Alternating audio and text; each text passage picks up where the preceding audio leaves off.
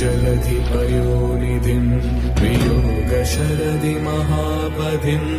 भाग्यभगितिशकावृतिम् भोगभुवन भवाकृतिम् रामस्मरणमुजागरम् निरामरचननिशाचरम्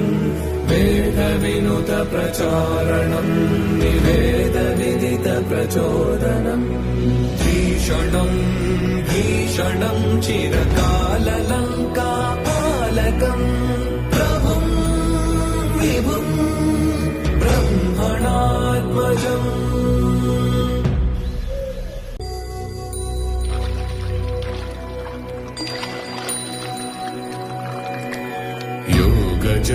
योगजलधिपयोनिधिम् वियोगशरदि महापथिम् भाग्यभगितिशकावृतिम् भोगभुवन भवाकृतिम् रामस्मरणमुजागरम् निरामरचननिशाचरम्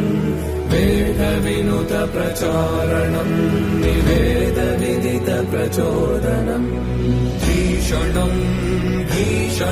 चिरकाललङ्कापालकम्